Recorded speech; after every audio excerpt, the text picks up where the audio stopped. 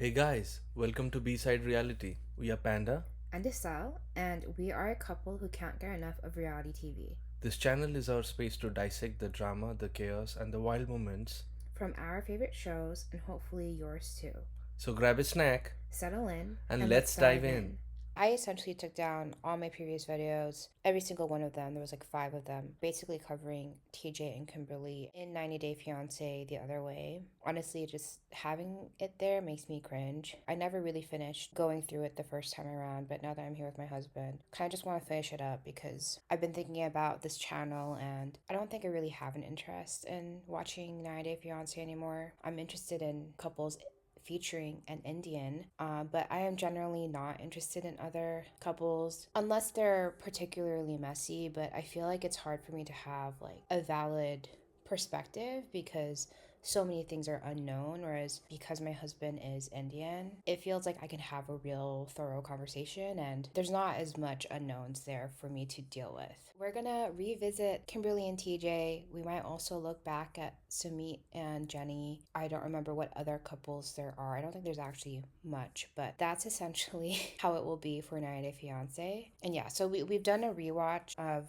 the first two episodes. Essentially, nothing happens in episode one. And then episode two of season five is where we get our first intro into TJ and Kimberly. I know that we talked about Survivor being the next thing on our plates, but season 49 is not out yet. It's out in the fall. Our next step really is just to kind of like go backwards essentially to all the all the seasons that came before season 47. And I think we can take our time with that. And then The Valley also has an episode coming out next week, so we'll cover that when that's out.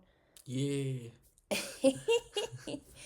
Okay, so episode two, our first intro to TJ and Kimberly. What are your thoughts? Yeah, that they sound like how modern day dating goes, boundless, countryless, like there's no boundaries and you can connect to anyone anywhere in the world and that's basically what happened to us. So I'm not gonna be judging their how they met each other or whatever. It's more like how it is progressing, how they are trying to build a life together on the foundation which I have serious doubts on.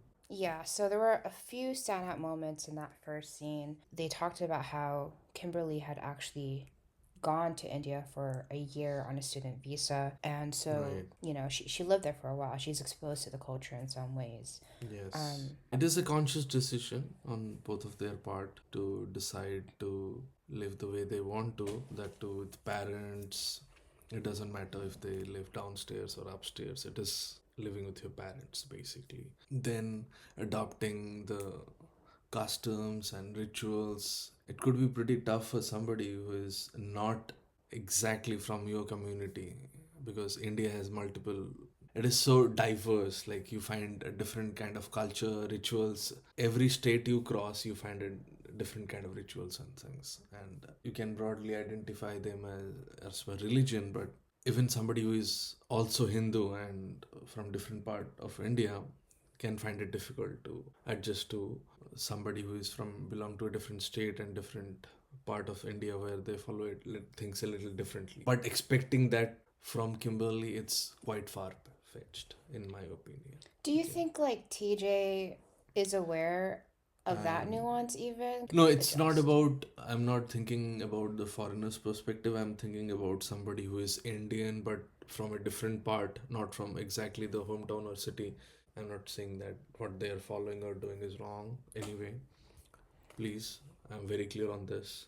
I respect and I don't have any objections or opinion about it. Fact is that you cannot expect that even if that person is from different part of world or India, it is substantially different how he or she has Yeah. grown all her life. And you have to understand that when this is a love marriage which is not happening between your own to someone who is believe in the same things as you do, then the relationship expects a certain kind of flexibility so that both of them feel accommodated in that space and not feel suffocated and feel that they have done more than the other person, which can lead to toxicity and bitterness and subsequent downfall of them. Yeah, so I know in previous conversations we've had not on a podcast. Like we've talked about how like an arranged marriage, like you might be looking for someone who is in your same state because there's already a lot that you can share already within India is states. very diverse.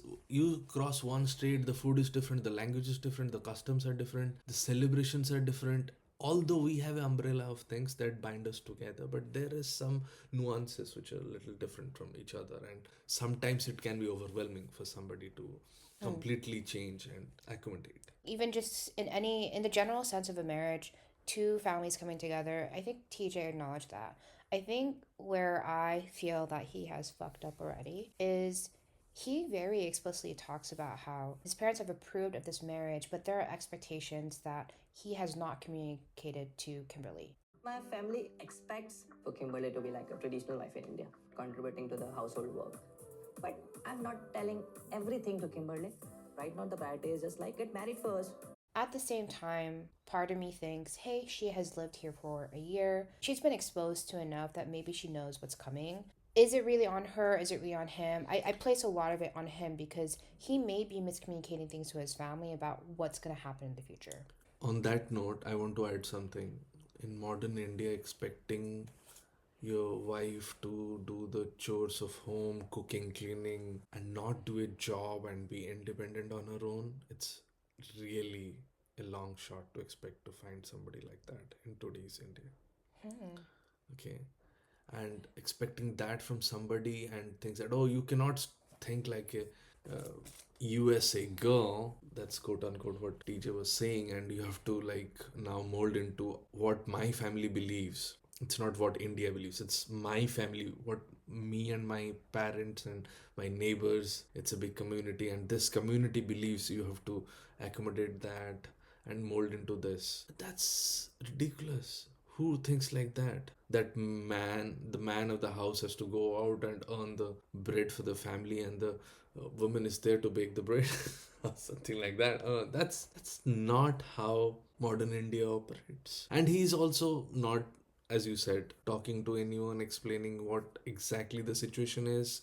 He's just saying, "Come on, give it some time. It will all be good," and just brushing off things, and just in a hurry to get married, as if that is going to miraculously solve all the. Yeah, I find it interesting that you emphasize that it's not really like the Indian tradition and value, it's his family's traditions and values. What I am saying is that it is a very niche thing that they follow. Hmm.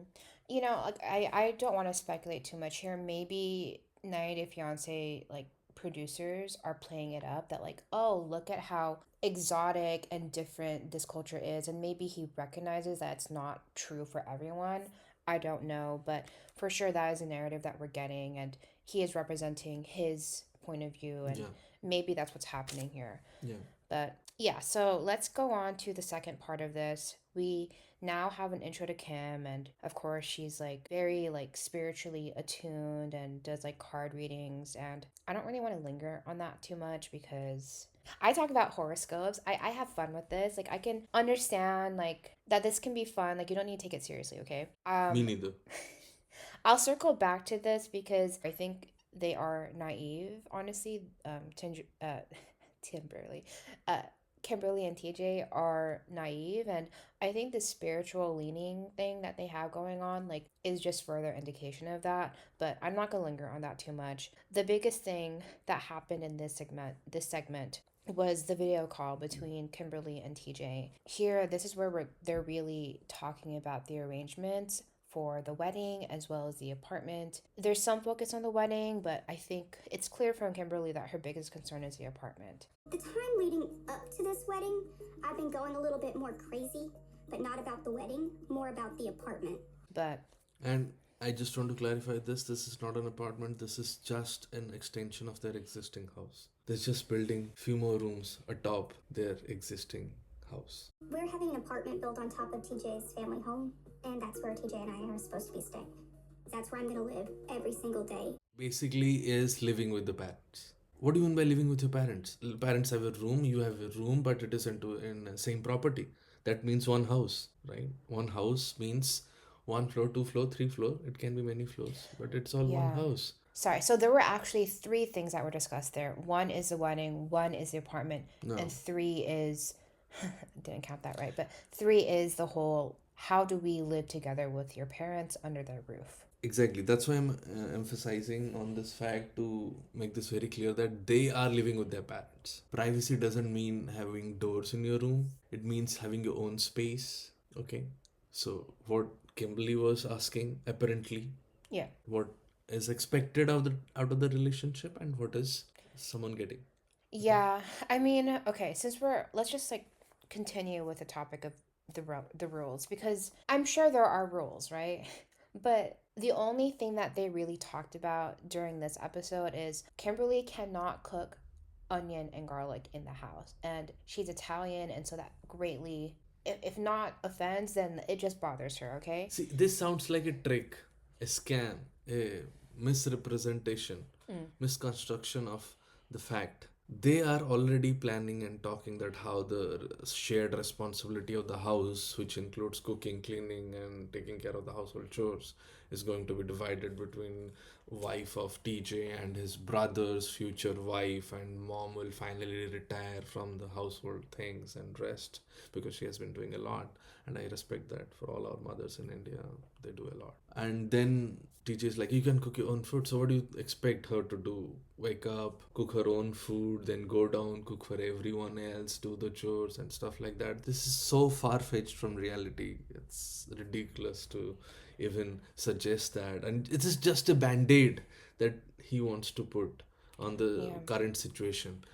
That they must have talked about what I can eat, what I cannot eat, and he must have come up with this rule that okay, onion and garlic, and any kind of meat or eggs, they're not allowed in my house. So she's like, okay, so okay, fine. So we are having our own apartment. So can I cook over there? Like, no, over there also you cannot have ginger and garlic and stuff, onion or whatever, or meat or anything is not allowed as per their rules and customs of their house. Which I am again emphasizing. I respect. I don't mind.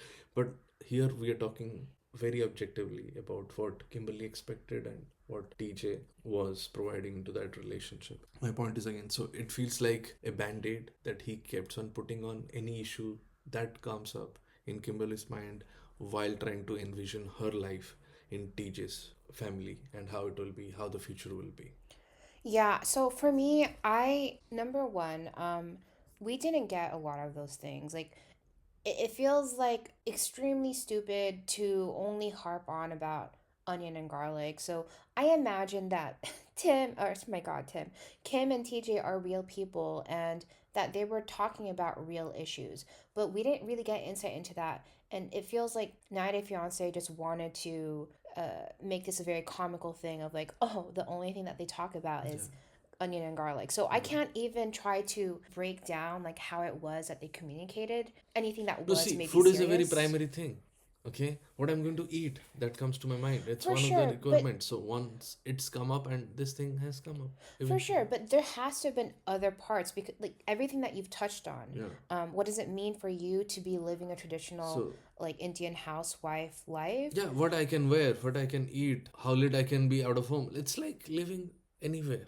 Yeah, because House rules. at this point we know what TJ's stance is. Like he's communicated to his family that she will adjust. I don't know though that that's accurate. I don't know that that's actually That's not what. what Kimberly said. That's what TJ is thinking in his whimsical mind Yeah. that will happen eventually all on its own without he having to lift a finger.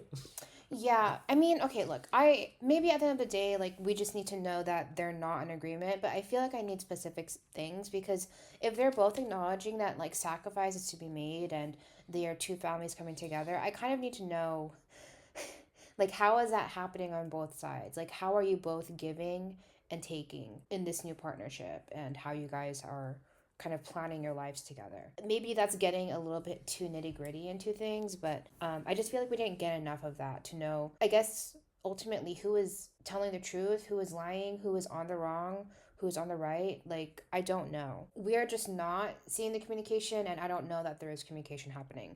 So that's one on like the parent roles and just living under their roof. The second thing and the third thing, kind of all together, is the wedding and the apartment. We can see that Kimberly very much wants to be more involved in this process. She's curious about seating And that's arrangements. valid. And that's valid. It is. I don't know that seating arrangements really matter though. Like, how many people on her No, side are it really doesn't. coming? Yes, you're right. It doesn't happen like that in Indian weddings. That the much more guest list than you can expect from American wedding. So you cannot basically like 500, sometimes thousands of people coming to the wedding.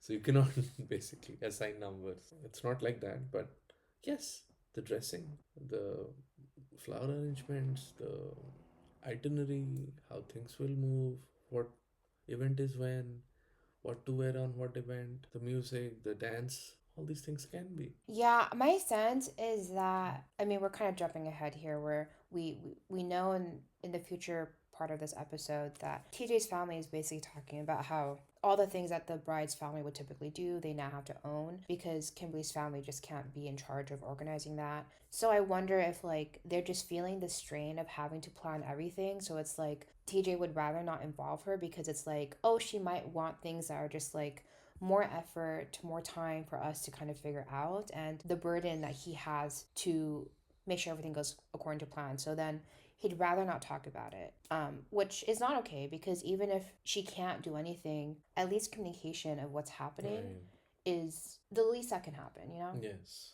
For the past couple of months, whenever it comes to the construction and whenever it comes to the wedding, I don't feel like I've been supported or heard, period. So yeah, like there are small things that could be in her control. Give her a freaking color to work with. Let her know what's happening with that. If it's not that big of a deal, it's not that big of a deal to let her have a little bit more say on that. And if it's not going to happen, just communicate it. Give her a real reason why it can't happen. Like if she's being ridiculous, then she's being ridiculous. But again, like I don't think we're really, I don't think she deserved to be felt left out in her yeah. own wedding and life.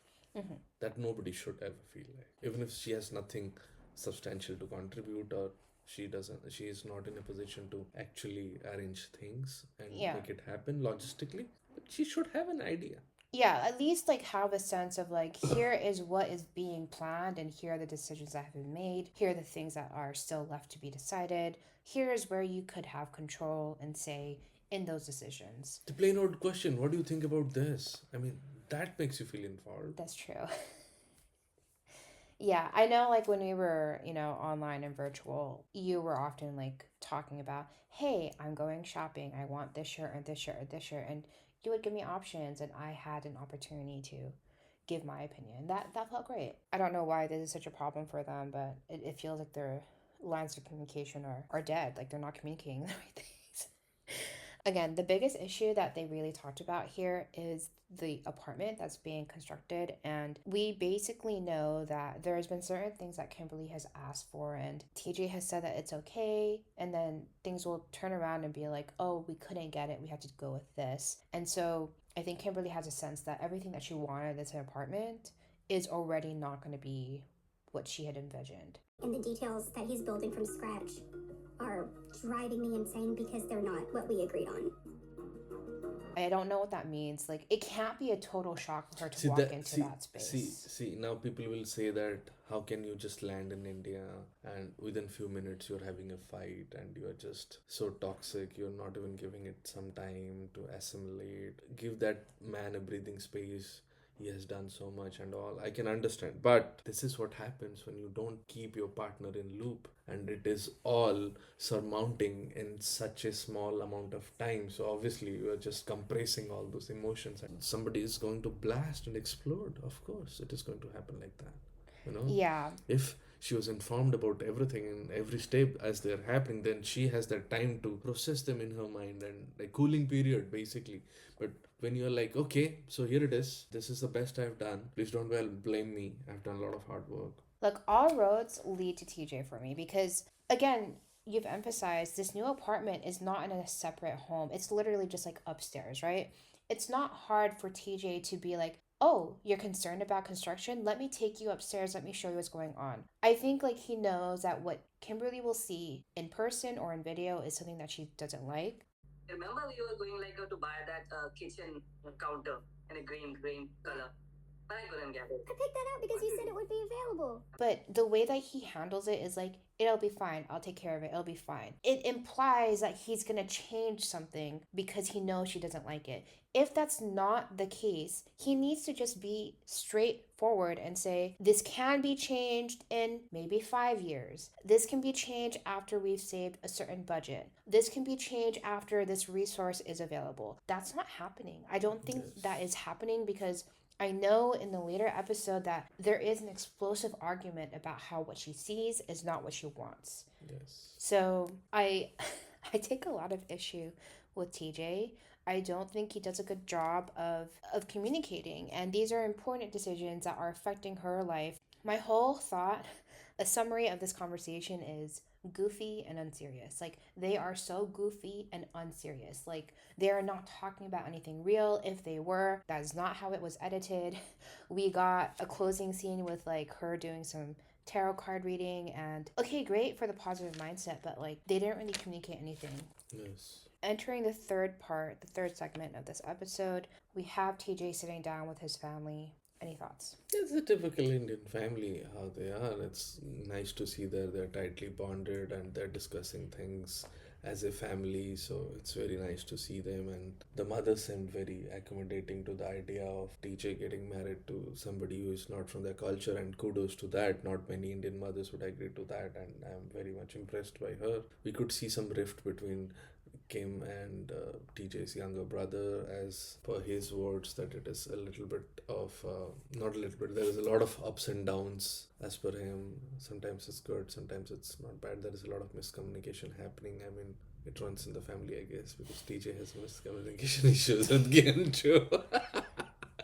So they basically are not able to understand Kim, and Kim is not able to understand them. So I don't know how much interaction she basically had with the father, and the father is basically calm and composed and in his own. I think it's the mother who is basically making the hard decisions in the family, I guess, and she's quite accommodating to all this. But her terms are also clear, like, you know how things are in my house and how it's supposed to be, and you have to make it happen. And TJ is like, yeah, have some flexibility and it will happen. But what are these flexibilities?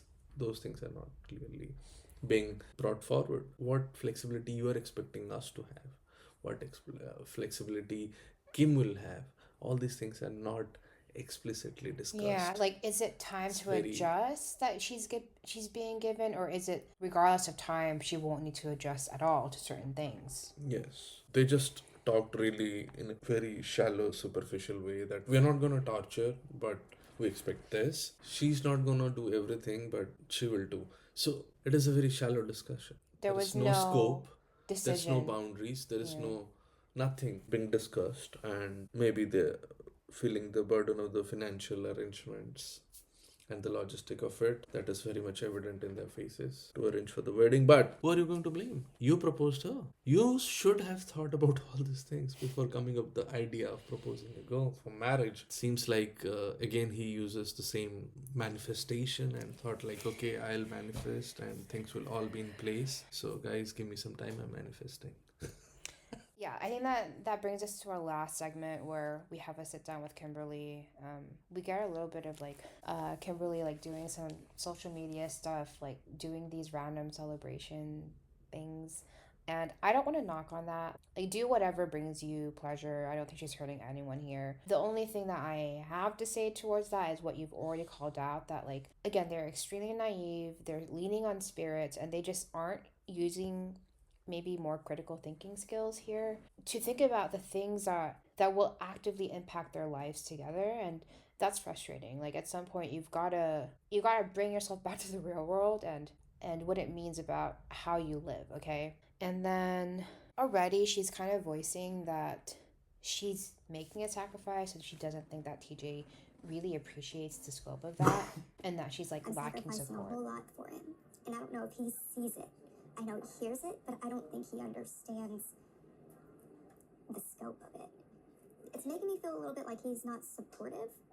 I'm going to give the benefit of the doubt that she is going to India as kind of like a test case, as like a trial. She's going to India as like a trial for herself to see what is it really like to live there. At the same time, they're getting married, so how much of a trial can this really be? She has already stayed in India for 1 year. She lived there for a year, but it doesn't seem like she's had like serious like relationship building time with the family. Like it was like 1 or 2 times that they met. Per month. Oh, per month? Yes, a couple of times in a month. That's significant. Right? That's time enough to understand. I mean, maybe look. Okay, I've met your mother a few times, and it's not like we could communicate all the way During through. several years. Few times in several years. It's even That's much less. different than twice a month. That's 24 times in a year. Yeah, but I guess like I think about it, and it's like, how seriously do you treat this? Like until they're married and like, or even just engaged. What are you able to talk about in that moment when they're still dating? Like, See, do my you point really get is, into if it? you want to, you can talk. Mm. If you don't want to, you'll not talk. You'll always have something else to talk about. But what is your priority in life? What do you want to communicate with your partner? What do you want to discuss? How much you want to know? How deep you want to go? I mean, I feel like that's a really difficult conversation for Kimberly to be able to initiate with the mother, to be like, "Hey, so just so you know, I really love your son, and I see myself marrying him, but there's a lot of things about how the traditional Indian housewife is that I'm not going to be able to do." Like, how do you have that conversation? Of course, the onus is on TJ only. Yes. Of course. I'm not saying that Kim has to go and have a one-to-one meeting. I don't have any idea how that will go, because as you know, with my mother also, I have to be there to, basically translate because of the language barrier and stuff like that. So I don't know how convenient it will be for Kim to go ahead and just have a conversation with her mother. And obviously the onus is on TJ. He has to act as a bridge between his family and Kim. Yeah, so again, all roads lead to TJ. Like, I think he is the problem here. He's not equipped to handle the complexities of this kind of relationship. And I get that Kimberly's not perfect, and I think we'll be seeing more of that in the future. But as far as I could see, Life in India can be overwhelming. It is a disclaimer for everyone who is listening. Life in India can be overwhelming for someone who is not been to India ever and have a very different kind of upbringing and stuff. Topping on to that, if your partner is not supportive enough to be there with you every step of your life during your journey, then it can be much more worse than what we are seeing right now. Yeah, and I feel like from this episode, from the way that they were communicating on that webcam call about, those three major things, I feel like Kimberly was actually very healthy in how she was communicating. So it's making me really nervous that whenever I get there, I'm not going to like the way it's set up. And I don't know how moving into your parents' house is gonna work. And it was TJ who kept saying, "It'll be fine, it'll be fine, it'll be fine." And the healthy thing for her to have done was just like, okay, my partner is saying this. I'm not going to pick a fight because I don't know what I don't know. So I'll trust him. Again, what we'll see later, I'm pretty sure, is TJ's fault because he didn't deliver. If you're going to ask someone to trust, you need to follow through. And the fault I see in Kim is not identifying the red flags when she should. True. That's her fault too. Yeah. I'm sacrificing a whole lot for him, and I don't know if he sees it. I know he hears it, but I don't think he understands the scope of it. It's making me feel a little bit like he's not supportive. True. I mean, okay, again, like, assuming that like she really loves him, this could have been like a trial period for her to figure out like what does it really mean to live together. Maybe it's hard. Maybe she has to get married because they're so conservative that there's no way that she could have lived in that house, shared space, in the way that a married couple would. Every relationship, in my opinion, should have its bounds and limits and deal breaker points. If you don't have it, you'll end up like this. You should know that, okay, this much I can stretch myself, and that's my limit. And if you are going to stretch me more, it is going to break. If you do this, it is a deal breaker for me. But those things are not at all discussed. They're all thrown out in the open, and somehow miraculously everything to be fall in place. That is what expected. So whether she wants to rely on her spiritual energy, her clairvoyancy, or whatever she was relying on, expecting her family to be doing the heavy load rather than he doing anything. Like their family will be more accommodating once she will be there or something like that. TJ is keeping himself as a third party in everything, and it is more like a thing between TJ's family and Kim. Mm. You know what It's I'm a getting bad at? point. Yeah. You know, they're like, okay, you fight out, and eventually you will be tired, and you will make peace with each other, and everything will be Yeah. great, and I'll be fine. Let them have that. But Kimberly and maybe even TJ's family is not going to let that happen. They're going to be on his ass, basically being like, make her do this, make them do this, and he'll be unable to avoid it. Like he'll have to like confront it head on. Face it. And that's a wrap on today's episode of B-Side Reality.